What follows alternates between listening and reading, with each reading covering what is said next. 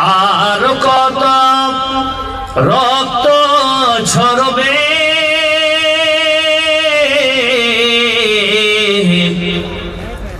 আর কত মানুষ মরবে, আর কত রক্ত ঝরবে, আর কত মানুষ মরবে। কখনো কি আর সোনালী জামানা ওমরের যুগ ফিরে আসবে, শান্তির দেশ ফিরে আসবে,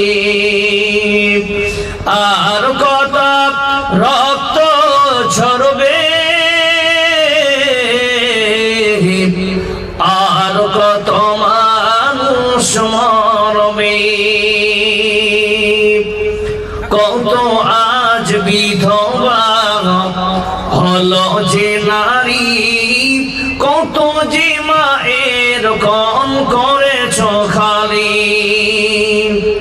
ফিলিস্তিনে যে অবস্থা এখন, এটাকে কেন্দ্র করে বলছি আমি। কত আজ বিধবা হলো যে নারী, কত যে মায়ের কম করেছ খালি। রক্তে রঙিন পৃথিবী জমিন, রক্তে রঙিন পৃথিবী জমিন, চে দেখো ভাই দো জাহানে, চে দেখো ভাই দো জাহানে, আর কত রক্ত ঝরবে, আর কত মানুষ মরবে। উপস্থিত মঞ্চ উপবিষ্ট যোগ্যতম আজকের সবার সভাপতি সভাপতি সাহেব, ওলামায়ে হযরত, হুফাজানে ইকরাম, আজিজ তালাবা ও তালিবাত, দূর দূরান্ত থেকে আগত মেহমানানে ইকরাম, অত্র এলাকার মুআজ্জাজ সামিঈন ইকরাম, পর্দানাশিমা ও বোনেরা, প্রশংসা তামাম তারিফ সে মহান রব্বুল আলামিনের, যিনি আজ আপনাকে আমাকে সকলকে অত্যন্ত ভালোবেসে এই দ্বীনি মজলিসে আসার বসার পাশাপাশি কিছু আলেমের মুখ থেকে সহিহ সুন্নাহ শোনার মতো এবং তার প্রতি পূর্ণাঙ্গ আমল করার মতো যে মহান স্রষ্টা তৌফিক এনায়েত করেছেন, সেই মুনিবের দরবারে আমরা সকলে শুকরিয়া আদায় করি। জোরে সোরে পড়ি আলহামদুলিল্লাহ। জোরে বলেন আলহামদুলিল্লাহ। লক্ষ্য করে দরুদ ও সালাম নাযিল হোক আপনার নবী, আমার নবী তথা বিশ্বের নবী জনাবে মুহাম্মদ রাসূলুল্লাহ, সকলে বলুন সাল্লাল্লাহু আলাইহি ওয়াসাল্লামের উপরে। আল্লাহুম্মা সাল্লি আলাইহি, আল্লাহুম্মা বারিক আলাইহি। প্রিয় মুসলিম সমাজ, আপনাদের সম্মুখে 103 নম্বর সূরা সূরাতুল আসর আমি তেলাওয়াত করেছি। যদিও এই সূরাকে কেন্দ্র করে যদি আলোকপাত করা হয় বহু সময় লেগে যাবে, অতটা আমার জ্ঞানও নেই। তবুও এই ক্ষুদ্র জ্ঞানে যতটুকু বলার চেষ্টা করবো ইনশাআল্লাহ, আল্লাহ যতটুকু তৌফিক দেয়। তো এই কোরআন এবং সহিহ সুন্নাহকে সামনে রেখে আমি আলোকপাত করার চেষ্টা করব। ওয়ামা তৌফিকি ইল্লা বিল্লাহ। রব্বি ইশরাহ লি সাদরি ওয়া ইয়াসসির লি আমরি ওয়াহলুল উকদাতাম মিন লিসানি ইয়াফকাহু কওলি। প্রিয় মুসলিম সমাজ, বড় দুঃখ লাগে যে আমরা মুসলিম জাতি বর্তমান পরিস্থিতির সাপেক্ষে পৃথিবীর 1 নম্বর র্যাঙ্কে আমরা সংখ্যার দিক থেকে আছি। বলুন সুবহানাল্লাহ। মুসলমান 1 নম্বর র্যাঙ্কে আছে, কোথায় হচ্ছে সংখ্যায় আমরা এখনো বেশি, কিন্তু পাশে একটা দুঃখের পুলিশ স্টপ দিয়ে আমরা এক জায়গায় এমন দাঁড়িয়ে গেছি যে আজ যে জাতির সংখ্যা ব্যাপকতা এত বেশি থাকা সত্ত্বেও এই জাতিকে ন্যস্ত নাবুদ করার জন্য সবাই লেগে আছে। এই মুসলমানকে এই পৃথিবী থেকে কি করে বিতাড়িত করা যায়। আজকে আপনি ইউটিউব, ফেসবুক, টুইটার, নিউজের মাধ্যমে যদি কাউকে ধর্ষণ করতে দেখতে পান, 1 নম্বর মুসলিম মেয়েকেই বোঝা যাচ্ছে, বলুন ঠিক না বেঠিক। নাম্বার 2, কাউকে যদি নির্যাতন করা হচ্ছে, তাহলে আমরা যদি লক্ষ্য করি নিউজের মাধ্যমে আমরা পাই ওটা কেউ আব্দুল গফফার না আব্দুল সত্তারই হতে পারে। কারণ আজ আমাদের মধ্যে সব থেকে যেটা দুর্বল গ্রাস করেছে, এই দুর্বলের গ্রাসের পিছনে যেটা আমাদের রহস্য সেটা আমাদের জানা দরকার আছে। কারণ আমাদের এলাকায়, আপনার এলাকায় হোক, প্রত্যেকটা জায়গায় মাদ্রাসার অ্যাভেলেবিলিটি বেড়েছে আলহামদুলিল্লাহ। ইসলামিক কালচার, ইসলামিক কমিউনিটির মধ্যে আমরা একটা জাগ্রত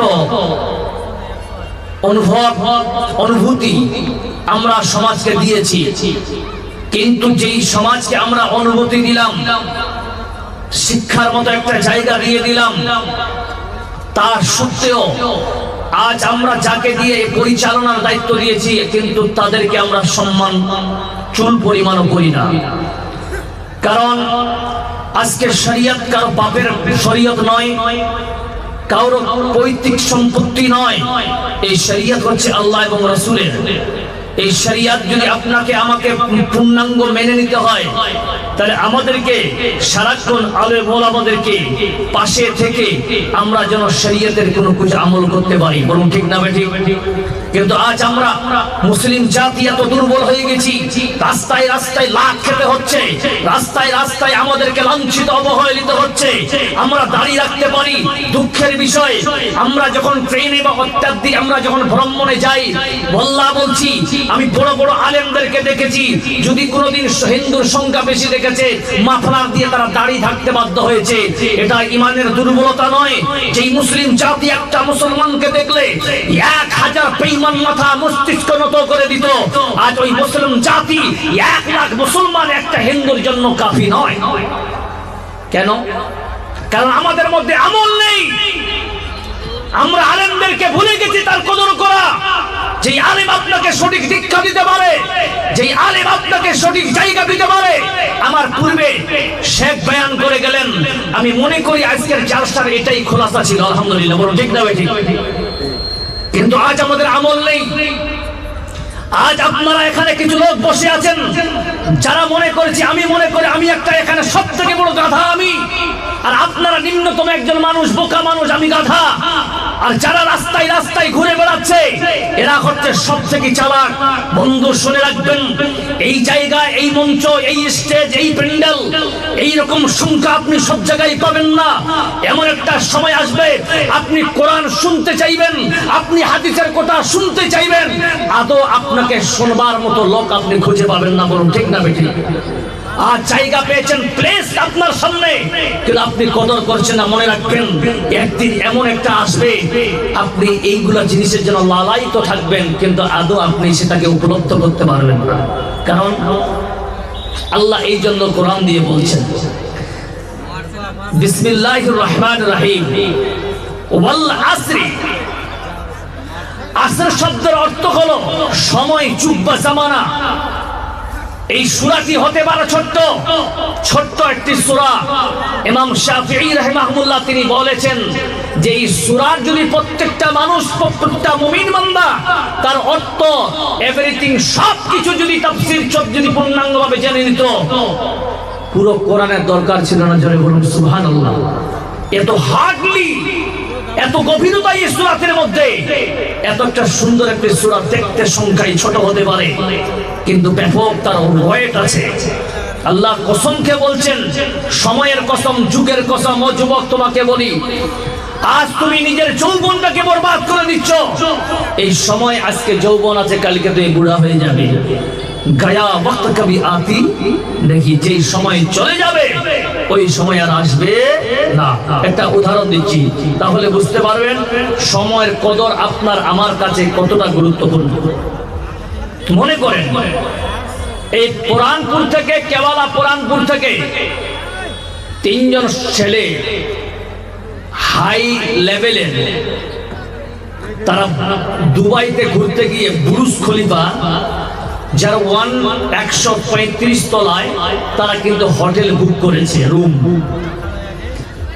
বুর্জ খলিফার সিস্টেম আছে যে রাত 10টার পরে যারাই আসবে হোটেলে প্রবেশ করবে,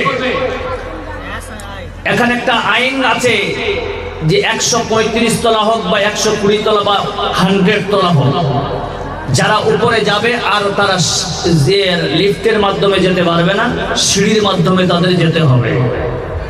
10টার আগে যারা আসবে তারা লিফটের মাধ্যমে যেতে পারে, এদের জন্য অফার অ্যাভেলেবল। 3 জন সন্তান আপনাদের এলাকায় গেছে, তারা আবেগে ঘুরতে ঘুরতে ঘুরতে ঘুরতে 10:30 বেজে গেছে, তারপর হোটেলে বলছিল স্যার আমাদের রুমের চাবি দেন। চাবি দিয়ে দেওয়া হলো, লিফটের কাছে দাঁড়িয়ে আছে, লিফটে লেখা আছে স্টপ, লিফট এখন বর্তমানে বন্ধ। এরা পাল্টা গিয়ে ম্যানেজারকে বলছেন স্যার ব্যাপার কি, লিফট বন্ধ। বলছে আপনি যখন হোটেলে ছিলেন, এসেছিলেন, তখন একটা এগ্রিমেন্ট করা হয়েছিল আপনারা 7 দিনের জন্য এখানে থাকবেন, কিন্তু ওই জায়গায় এগ্রিমেন্ট ছিল রাত 10টার পরে আসলে আপনাকে সিঁড়ির মাধ্যমে যেতে হবে, আপনি আর লিফটের মাধ্যমে যেতে পারবেন না। এখন যদি আপনাকে 135 তলায় যেতে হয়, বাবা তোমাকে সিঁড়ির মাধ্যমে যেতে হবে। আচ্ছা বলেন তো 135 তলা এখানে আছে। 3 জন বন্ধু বলছে করবি কি, সারাদিন তো ঘুরলাম, পায়ের প্রচন্ড ব্যথা, চল গল্প করতে করতে যাই। 3 জন 3 রকমের গল্প করতে করতে করতে করতে করতে রাত 1টায় গিয়ে পৌঁছাচ্ছে ওখানে 135 তলায়। এবার বড় যে ছিল আব্দুল গফফার বলছে আরে আব্দুল্লাহ চাবিটা বের কর। বলছে আমি তো চাবি নিয়ে আসিনি। বলছে আব্দুল সত্তার চাবি বের কর। বলছে আমিও চাবি আনিনি। বলছে আপনি যে বারবার আমাদের জিজ্ঞাসা করেছেন আপনার পকেটটা দেখেন তো। বলছে আমি যে নিয়ে আসিনি রে। 3 জনে আনেনি, ক্লান্ত ব্যাপক। এবার 2 জন বলছে ভাই তুই ছোট, তুই যা নিচে গিয়ে চাবিটা নিয়ে আয় ম্যানেজারের কাছ থেকে, বাকি 3 দিনের খরচ, থাকা, রুম ভাড়া থেকে নিয়ে যা খরচ আছে সব খরচ আমরা 2 জনে বহন করব, কিন্তু চাবিটা নিয়ে আয়। ওই বলছে আমি আর পারবো, কথা বলেন আমি আর পারবো না। আমরা সেই সময় 3 জনের গল্প করতে 3 জনের বল ছিল আমাদের, এই 3 জনের বল নিয়ে আমরা আজকে 135 তলায় কষ্ট করে উঠে আসলাম, কিন্তু নিচে আর যাওয়ার মতো ক্ষমতা আমার নাই। আমি সেখানে শুয়ে থাকতে রাজি আছি, কিন্তু দ্বিতীয়বার আমি লিফট ছাড়া যেতে পারবো না। প্রিয় মুসলিম সমাজ, যুবক তোমাকে বলি, তোমার কাছ থেকে সময় অতিবাহিত হতে চলেছে। যখন তুমি আসছো 70 বছর, তখন নামাজ পড়ো, ওই জন্য তো তোমার চেয়ারের প্রয়োজন হচ্ছে, বলুন ঠিক না বেঠিক? আল্লাহ পাক বলেন বিসমিল্লাহির রহমানির রহিম ওয়াল আসরি, যুগের কসম, সময়ের কসম। আল্লাহ কসম খেলেন কেন? বন্ধু আমার, আপনাদের এলাকায় বড় হাট লাগাতে লাগে কি লাগে না জোরে বলেন? এই হাটে গরু পাবেন, এই হাটে ছাগল পাবেন, দেখবেন কেউ ক্রেতা কেউ বিক্রেতা, কেউ গরুর দড়ি ধরে থাকে, আবার কেউ বিক্রি করার জন্য দাঁড়িয়ে থাকে, আবার কেউ ক্রেতা যারা কেনার জন্য যায়। কিন্তু দেখবেন ওই গরুর হাটে, ছাগলের হাটে একটা লোক ঝাঁপিয়ে বেড়ায়, ঘাড়ে গামছা, যেই লোকটার নাম আমরা বলি দালাল, বলি কি বলি না জোরে বলেন? ওই দালালের কাম হলো ওই 20,000 গরুটা কি করে 22,000 বিক্রি করা যাবে। বন্ধু দেখে ও কসমের পর কসম খায়, সে বলছে আল্লাহর কসম করে বলছি গরুটা 22,000 টাকা কিনেছি, অথচ 5 মিনিট আগে 20,000 টাকা দিয়ে ক্রেতার কাছে কিনলো। বন্ধুরে, কসমের গুরুত্ব তিনি বুঝাতে চান ক্রেতার সামনে। আমি আল্লাহর কসম খাচ্ছি, মানে হলো নিশ্চয়ই 22,000 টাকা কিনলাম। ওই ব্যক্তি বলছেন না এত টাকা হতে পারে না। ওই বান্দা বিপদে পড়ে গেল, পেট চালাতে হবে, কারণ আমি নিজের নামটা দালালের মধ্যে খাতায় লিখেছি। ওই বান্দা করলো কি, সঙ্গে সঙ্গে আজকে সকালে বেলা ওর স্ত্রী একটা কন্যা সন্তান জন্ম নিয়েছে। ও বলছেন ভাইজান, আপনার বিশ্বাস যদি না হয়, আজকে আমার একটা কন্যা সন্তান জন্ম নিয়েছে।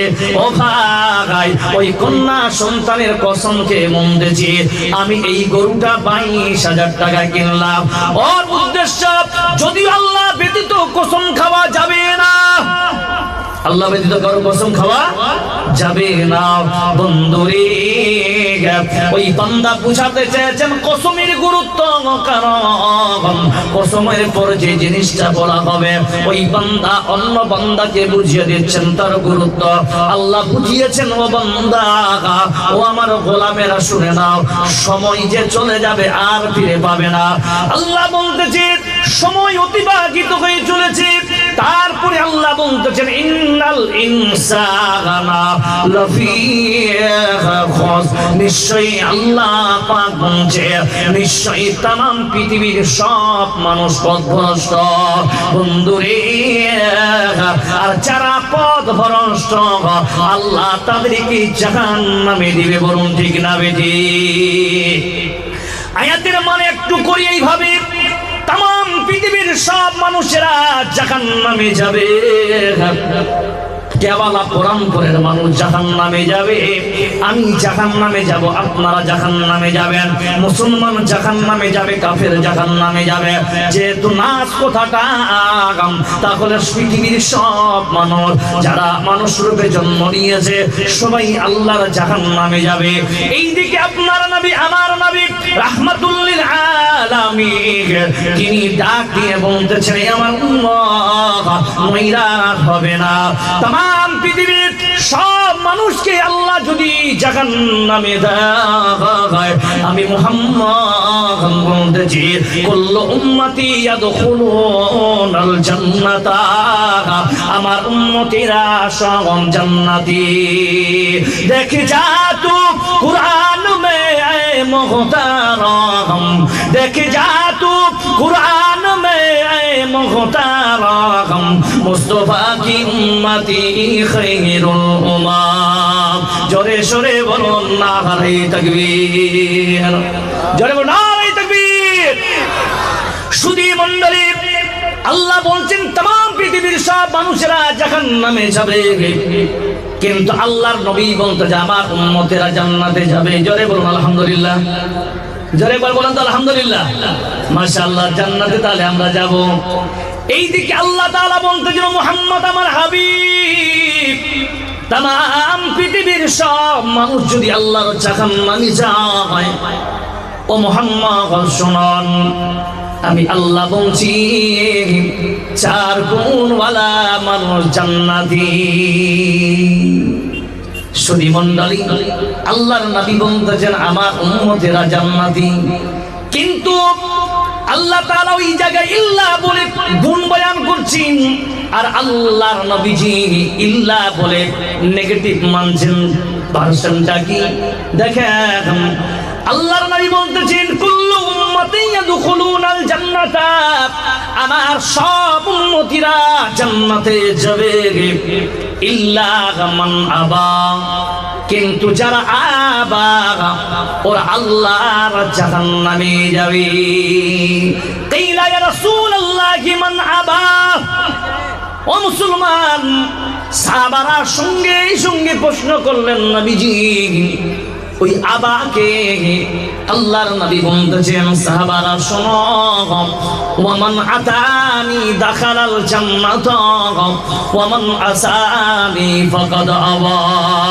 ওরে সাহাবারা, যে আমার সুন্নতকে মানবে, আমার ইতাআত করবে, কমপ্লিট ইতাআত করবে রে, ও আল্লাহর জান্নাতে যাবে। আর যে আমাকে মানবে না, আমার ফরমাবরদারি ইতাআত করবে না, তারাই হলো আবা, এরাই জাহান্নামে যাবে। সুধী মণ্ডলী, মুসলমান, আল্লাহ পাক বলতেছেন 4 গুণের কথা। ইল্লাল্লাযীনা আমানু, সর্বপ্রথমে আল্লাহ তাআলা বলতেছেন যারা জান্নাতে যাবে, চার গুণের মধ্যে প্রথম গুণ হলো নিশ্চয়ই যারা আল্লাহর প্রতি ঈমান আনবে, যারা ঈমানদার তারাই আল্লাহর জান্নাতে যাবে। বলুন সুবহানাল্লাহ। সুধী মণ্ডলী, এবার আপনাকে বলি মুসলমান জবাব দেন। আমরা মুসলমান, দুই হাত খাড়া করে দেখান, জয়টা বলেন আমরা কি মুসলমান? হাত খাড়া করে দেখান তো সবাই, জোরে সবাই দেখেন আমরা মুসলমান, হাত খাড়া করেন। যারা নাই তারা হাত খাড়া করিয়েন না। মাশাআল্লাহ। সুধী মণ্ডলী, ও আপনারা প্রশ্ন করে তা উত্তর দিবেন। মুসলমান কোনদিন মিথ্যা কথা বলতে পারে? আপনারা বলেন। মুসলমান দারু খেতে পারে? পারে? মুসলমান সুদ খেতে পারে? মুসলমান লটারি খেলতে পারে? মুসলমান জুয়া খেলতে পারে? মুসলমান কি জেনা করতে পারে? জরুর পারে না। কিন্তু মুসলমান জবান দেন, আপনাদের এলাকার কেউ না কেউ মুসলমানের ঘরের সন্তান দারু খায় কি খায় না? জরে বলেন খায়। জুয়া খেলে, দারু খায়, সুদ খায়, জেনায় লিপ্ত আছে। ও মুসলমান শুনে রাখবেন, মুসলমান আমি কিছুক্ষণ আগে শেখ বলছিলেন মুসলমান হওয়া সহজ, ইমানদার চ্যাপ্টারটা বড় কঠিন বাবা। মুমিন যারা হবে ওরা এই গুনাহ কোনোদিন করবে না। কেন রে ভাই? ইমানদার কি হবে? ইমানদারের অনেক কিছু আপনি শুনলেন। বন্ধু, ছোট্ট করে একটা কথা বলবো, ইমান যদি বাঁচাতে চান, ইমান যদি বাঁচাতে চান, মুমিনদের এই মুহূর্তে আপনাদের যেটা করা দরকার, এই মুহূর্তে ফিতনার যোগ হিসাবে বলছে, এই মুহূর্তে আপনার আমার যদি ইমান যদি রক্ষা করতে চাই, তাহলে সৈয়দ আলেমদের পাশে আমাদের বসতে হবে। আল্লাহ কোরআন দিয়ে বুঝাচ্ছেন, ইয়া আইয়ুহাল্লাযীনা আমানু ওয়া কুনু মা'আস-সাদিকিন। এই ইমানদারেরা, তোমাদের ঈমান যদি বাঁচাতে চাও, তোমরা কি করো?